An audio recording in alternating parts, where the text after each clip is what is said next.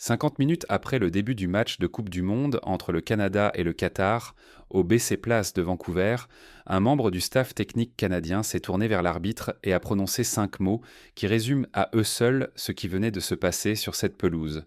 Sa jambe ne tient plus. Ce n'était pas un commentateur en quête de dramaturgie. Ce n'était pas une exagération paniquée, née de la chaleur de l'instant.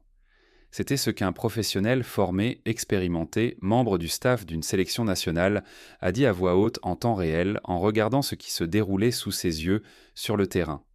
Jesse Marsh, le sélectionneur du Canada, décrira plus tard le bruit lors de la conférence de presse d'après-match. On pouvait entendre les os se briser, a-t-il dit aux journalistes. Juste là, devant le banc. Nous l'avons tous entendu. Cette phrase est restée suspendue dans la salle pendant un long moment avant que quiconque puisse passer à autre chose. Le Canada a fini par remporter ce match 6-0.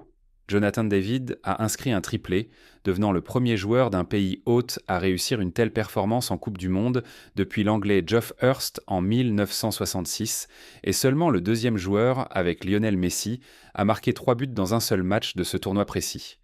Syle Larin a ouvert le score.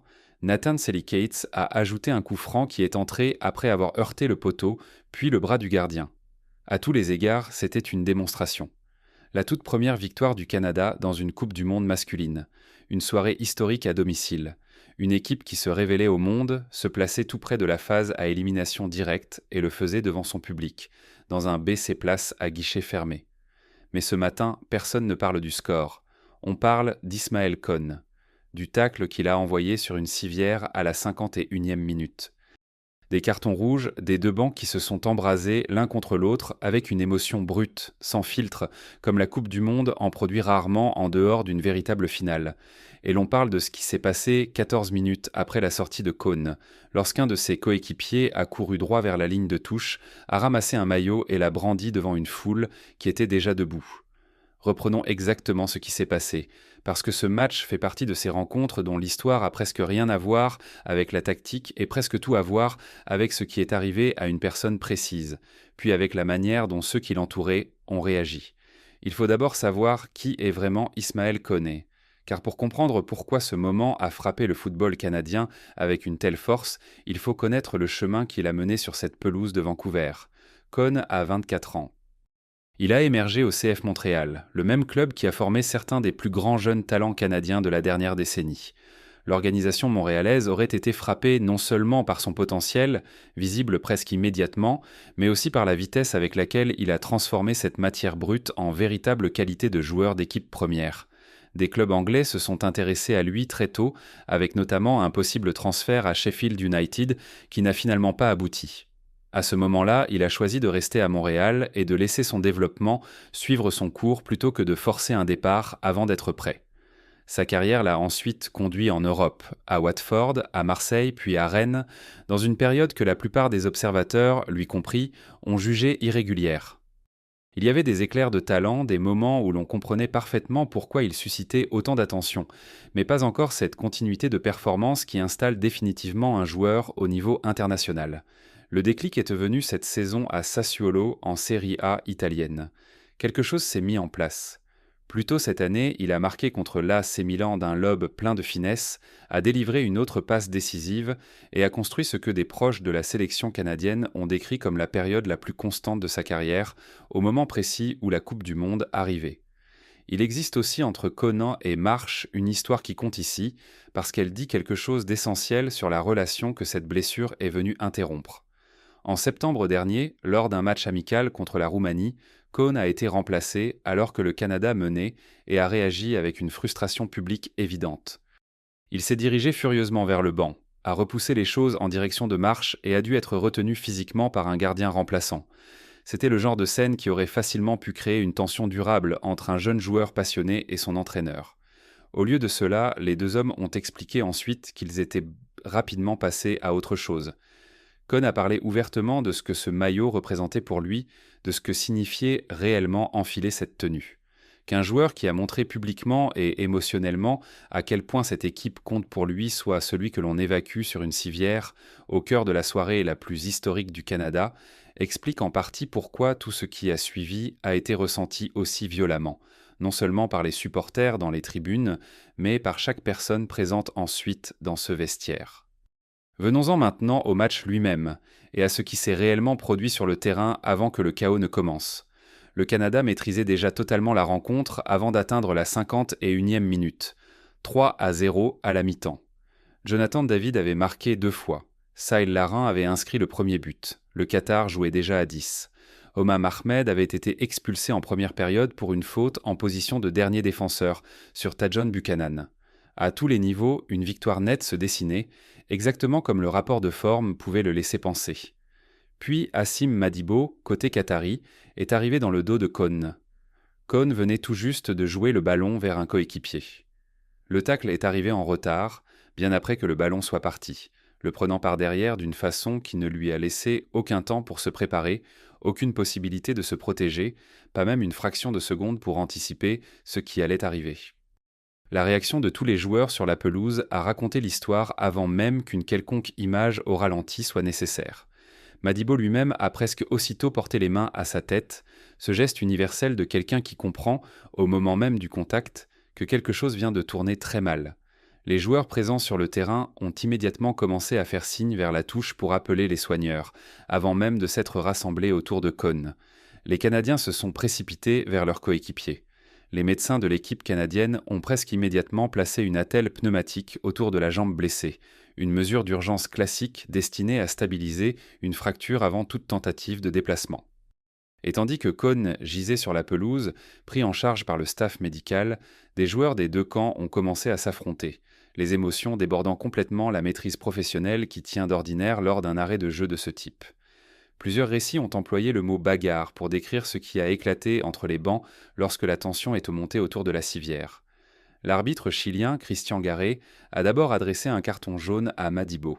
Après intervention de la VR, la décision a été transformée en carton rouge direct pour faute grossière. Le Qatar, qui jouait déjà à 10 depuis la première période, se retrouvait désormais à 9. Ce n'était que la 3e fois dans l'histoire de la Coupe du Monde qu'une équipe était réduite à 9 joueurs. Canada Soccer a confirmé vendredi matin que Kohn avait été opéré avec succès pendant la nuit pour réparer des fractures du tibia et du péroné, les 2 os de la partie inférieure de la jambe. La fédération a indiqué dans un communiqué officiel qu'il devrait se rétablir complètement, mais qu'il manquerait le reste de la Coupe du Monde de la FIFA 2026. Selon de nombreuses informations venues des médias canadiens et du journaliste spécialisé dans les transferts Fabrizio Romano, le délai de récupération attendu se situe entre 4 et 5 mois, ce qui signifie que ce tournoi est presque certainement terminé pour lui avant même le début des phases à élimination directe. Ses coéquipiers étaient invisiblement bouleversés en voyant les soigneurs intervenir sur la pelouse.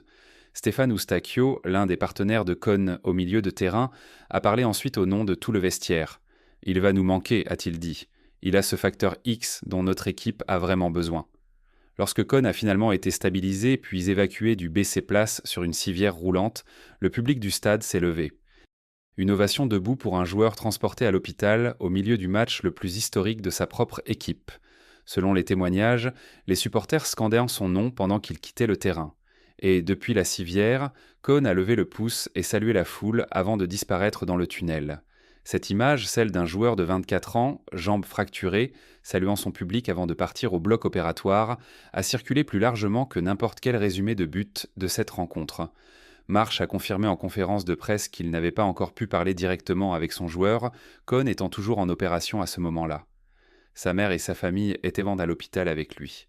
Marsh a expliqué qu'il comptait aller le voir personnellement dès la fin de la conférence de presse. Canada Soccer a ensuite confirmé que Kohn resterait une nuit supplémentaire à l'hôpital avant de rejoindre l'équipe une fois sorti et médicalement autorisé. 14 minutes après l'évacuation de Kohn, Nathan Selikets a frappé un coup franc qui a touché l'intérieur du poteau, est revenu sur le bras du gardien puis a fini dans le but. En partant célébré, Selikets a formé le numéro 8 avec ses 2 mains, le numéro de Kohn. Puis il a couru vers la touche, a ramassé le maillot de Kohn qui avait été déposé là et l'a brandi pour que tout le stade puisse le voir.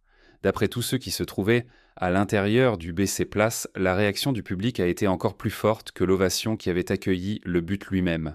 Ce genre d'hommage ne se scénarise pas. Personne ne le dessine sur un tableau blanc avant le coup d'envoi.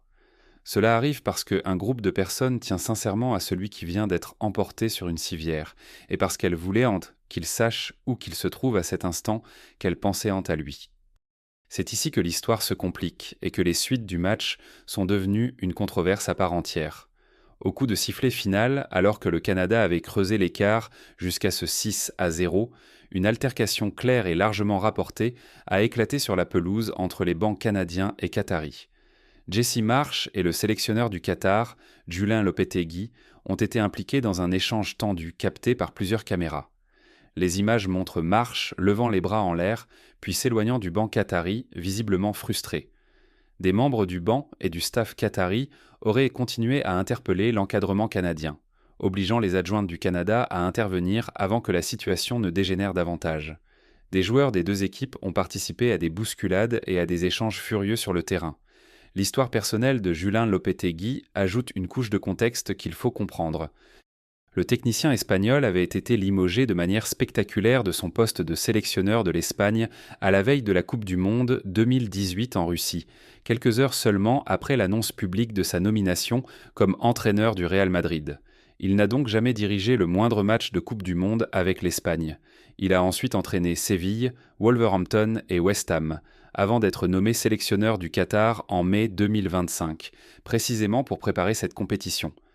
Dans un sens très concret, Vancouver, jeudi soir, était le premier match de Coupe du Monde que Lopetegui dirigeait de toute sa carrière d'entraîneur. Sa réaction aux événements de la soirée, puis sa confrontation d'après-match avec Marsch, doivent être lues en partie à travers ce prisme, même si le contexte explique davantage qu'il n'excuse ce qui s'est produit sur le terrain et autour. La commission de discipline de la FIFA a depuis ouvert une enquête formelle sur les incidents. Les deux fédérations nationales seraient examinées pour ne pas avoir su contrôler leur personnel, et la FIFA étudie si des joueurs, entraîneurs ou membres de staff ont employé des paroles ou des gestes ayant aggravé le désordre. Selon les conclusions de l'examen, des suspensions de banc et des sanctions financières sont toutes deux possibles. L'évaluation porterait également sur la question de savoir si le comportement de l'un ou l'autre entraîneur lors de l'échange d'après-match a contribué à la perte générale de maîtrise des deux côtés. Marsch n'a presque rien dit publiquement au sujet de la confrontation avec Lopetegui elle-même. Son seul commentaire a été, comme souvent, d'une franchise sèche. « Je ne vais pas perdre une seule seconde à parler de ça », a-t-il dit aux journalistes. « Ça ne mérite le temps de personne ici. » Ce qu'il a accepté de commenter longuement, en revanche, c'est sa réaction à la manière dont le banc qatari a accueilli le carton rouge sur le moment. Marsch a parlé d'un comportement très étrange. Il a dit ne pas comprendre comment tout un banc pouvait contester une expulsion alors qu'un joueur de l'équipe adverse gisait devant lui au sol avec une jambe cassée. Une faute claire qui brise la jambe d'un joueur, a dit Marsch, et leur réaction a été de contester la décision. C'est cela, selon ses propres mots, qu'il a trouvé réellement inexplicable. Mais un détail de cette histoire empêche toute lecture trop simple des événements, et c'est celui que Marsch lui-même a tenu à souligner. Après son expulsion, Hassim Madibo est entré dans le vestiaire canadien précisément pour présenter ses excuses à Cohn en personne. Pas une déclaration transmise par un attaché de presse. Pas un message relayé par un traducteur. Il est entré et l'a dit directement. Marsch a confirmé que cela s'était bien produit. Cohn lui-même a dit à ses coéquipiers que les excuses avaient été faites. Et Marsch a pris soin de préciser qu'il ne croyait pas que Madibo ait voulu provoquer une blessure d'une telle gravité. « Je ne pense pas qu'il ait voulu une situation aussi atroce, » a dit Marsch. « Je ne lui reproche pas cela. » Deux réactions très différentes au même incident, venues de la même équipe dans la même heure. Le joueur qui a commis le tacle est entré dans le vestiaire adverse pour s'excuser. Le banc qu'il avait vu passer a passé le même laps de temps à contester la décision de l'arbitre. Cette tension entre responsabilité individuelle et réaction collective se trouve au cœur de ce qui a rendu la soirée de jeudi si complexe et si difficile à digérer. Il faut maintenant parler de l'histoire sportive qui continue sous tout cela, car elle mérite vraiment de l'attention, même au milieu de l'émotion. La victoire du Canada 6-0 contre le Qatar le place en tête du groupe B avant son dernier match de poule contre la Suisse, prévu le 24 juin à Vancouver. Au classement actuel, le Canada et la Suisse comptent tous deux 4 points, le Canada étant devant à la différence de but. Un match nul ou mieux contre les Suisses confirmerait la présence du Canada en 16e de finale pour la première fois dans l'ère moderne du tournoi. C'est le moment que le football canadien construit depuis des années.